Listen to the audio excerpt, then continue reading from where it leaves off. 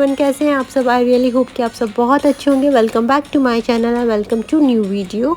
तो आज अष्टमी का दिन है, नवरात्रों की अष्टमी का दिन है। तो मैं सुबह सुबह उठ गई हूँ। ये मैंने रात को प्रिपरेशन कर दी थी। जो खाना बनना होता है, ब्लैक छोले, वाइट छोले, सबको रात में भिगो के रख दिया था। मैं सुबह उठी हूँ तो सबसे पहले मैंने उठ के झाड़ू लगाई, पूरे घर की क्लीनिंग करी, क्योंकि कोई भी फेस्टिवल होता है तो सबसे पहले आप अपने घर को साफ़ सफाई करना चाहिए, नीट एंड क्लीन करना चाहिए। तो यहाँ मैं घर की पूरी क्लीनिंग कर रही हूँ।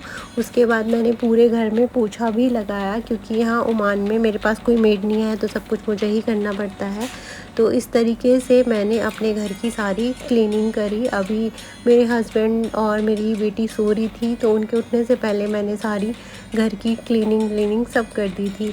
तो बस अब ये सारा काम करके मैंने कपड़े निकाले हैं जो मैं पहनूंगी। आज मैंने रेड सूट और इसके साथ का प्लाज़ो निकाला है। तो बस अब मैं मिलूँगी नहाने के बाद। तो बस मैं नहा के तैयार हो गई हूँ।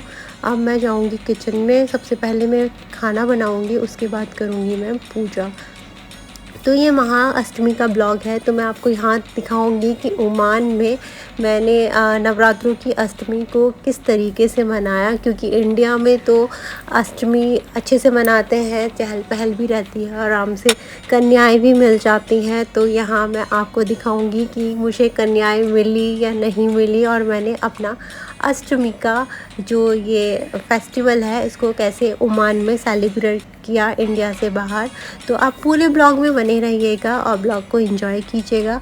अब मैं किचन में आ गई हूँ। यहाँ मैं टमाटर और हरी मिर्च और अदरक की प्यूरी बना रही हूँ, क्योंकि व्रत में अनियन का यूज़ नहीं करते। तो ये मैं पहले वाइट छोले मैंने बॉईल कर लिए थे। ब्लैक छोले इतने बॉईल हो रहे हैं तो यहाँ मैं वाइट छोले के लिए ग्रेवी के लिए टमाटर की प्यूरी मिक्सी में बना रही हूँ, क्योंकि ज़्यादा टमाटर यूज़ करो तो ऐसे बहुत अच्छी ग्रेवी बनती है छोलों की। तो यहाँ मैं मिक्सी में इन सबको पीस रही हूँ।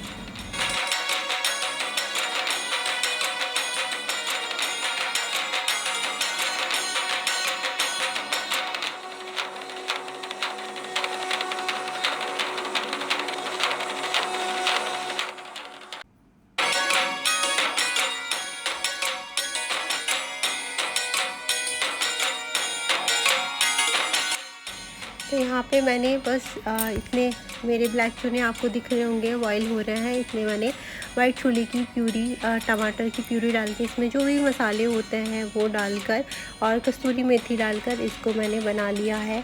तो जितने वो उबलेंगे इतने ये बन जाएगा, उतने फिर मैं आटा लगा दूँगी। फिर मैं बनाऊँगी हलवा, क्योंकि हलवा तो मेन होता है, माता रानी को हलवा और ब्लैक छोले और पूड़ी का भोग लगता है। तो ये तो माता जी का प्रसाद होता है। तो पहले मैं बस छोले आटे सब कुछ करके बना दूँगी, सबसे लास्ट में मैं हलवा बनाऊँगी ताकि वो थोड़ा गरम गरम रहे। तो बस यहाँ मैं अब गोभी की सब्ज़ी को बना रही हूँ। मैं वाइट छोले, ब्लैक छोले, गोभी, पूड़ी और हलवा बनाऊंगी। तो यहाँ मैंने गोभी की सब्ज़ी को भी कट कर दिया था। अब मैं यहाँ पे छोक रही हूँ नॉर्मल बिना प्याज के ही। यहाँ मैंने ज़ीरा डाल के गोभी को डाला और सारे मसाले डाल के अब इसको ढक के मैं स्टीम में ही बनाऊंगी। तो ये बहुत अच्छे से बन जाती है। बाद में मैं उसमें धनिया पत्ती डाल दूँगी।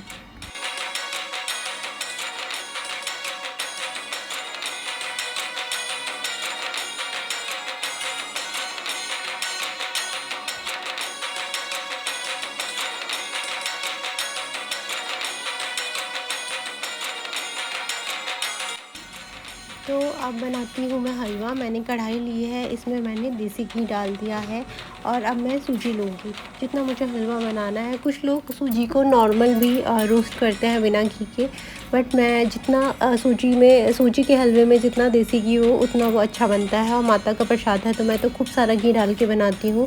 तो यहाँ मैंने देसी घी में सूजी को लेके उसको मैं भूनूंगी थोड़ा, जब तक इसका कलर थोड़ा ब्राउन हो जाता है, क्योंकि मुझे थोड़ा ब्राउन कलर का सूजी का हलवा पसंद है। कुछ लोग वाइट वाइट सा बना देते हैं तो वो मुझे अच्छा नहीं लगता। तो देखिए यहाँ सूजी का कलर चेंज होने लगा है और घी भी अलग अलग होने लगा है। तो यहाँ सूजी अच्छे से रोस्ट हो गई है। अब मैं इसमें पानी डालूँगी और चीनी डाल दूँगी। और सूजी के हलवा जब बनने लग जाएगा, मतलब थोड़ा बन ही जाएगा, फिर मैं 2 स्पून देसी घी और डालूँगी। इससे जो हलवा होता है थोड़ा दानेदार और बहुत टेस्टी बनता है। और जो ड्राई फ्रूट्स होते हैं मैं उसके ऊपर से डालूँगी, क्योंकि आजकल बच्चे हलवे में ड्राई फ्रूट्स खाना पसंद नहीं करते। मेरी खुद की बेटी नहीं पसंद करती, तो इसलिए मैं ऊपर से ही डालूँगी। देखिए यहाँ हलवा मेरा तैयार ही हो गया है। तो यहाँ मैं थोड़ा-सा इसमें देसी घी और डाल दूँगी, ताकि हलवा बहुत अच्छा बने। ऐसे करने से हलवा रियली बहुत टेस्टी बनता है। तो ये बन गया हलवा। अब मेरा खाना सारा प्रिपेयर हो गया है। अब मैं जाऊँगी पूजा करने।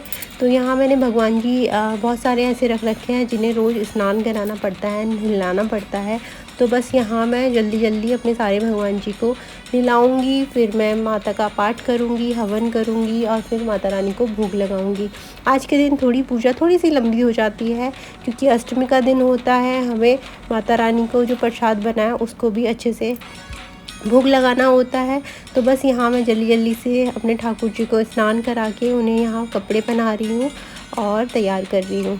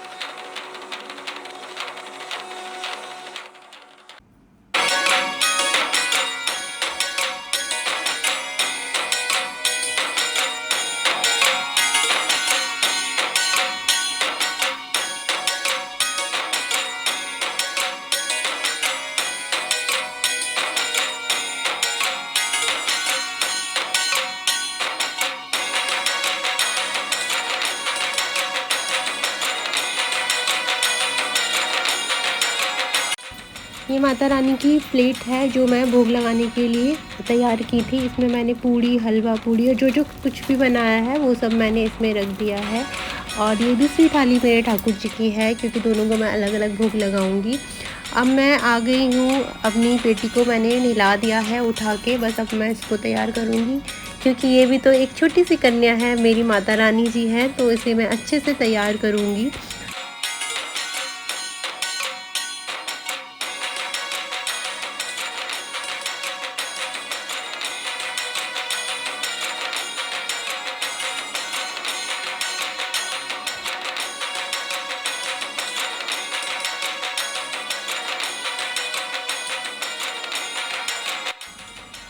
यहाँ मैं पीहू के बाल बना रही हूँ। इसको कॉम करवाना बिल्कुल पसंद नहीं है, मतलब कॉम करना एक जंग के बराबर होता है।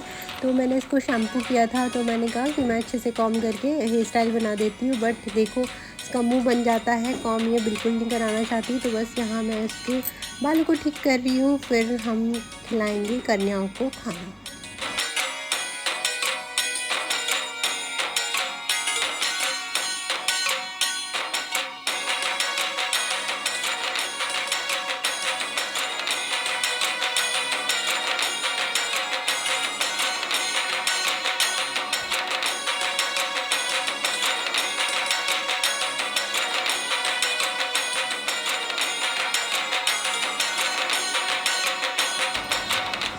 तो यहाँ सिर्फ मुझे 2 ही कन्याएँ मिली, जो कि मेरे हस्बैंड की कॉलीग हैं और ये पीयू की क्लास में भी पढ़ती है।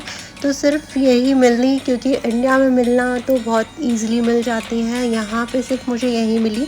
तो मैंने इन दोनों को, और एक मेरी बेटी पीहू हो गई थी, तो मैंने इन तीनों को बिठा के पहले खाना खिला दिया था। क्योंकि आजकल के बच्चे खाना भी नहीं खाना चाहते, तो जो भी इन्होंने थोड़ा बहुत खाया तो मैंने इन्हें खिला दिया। यहाँ बस मैं इन्हें टीका करके जो भी मुझे इनको देना था, इनको गिफ्ट में या जो भी हम देते हैं, तो बस मैं यहाँ इन्हें टीका करके यही सब दूँगी। और बाकी का मैंने कैसे किया ये मैं आपको आगे बताती हूँ।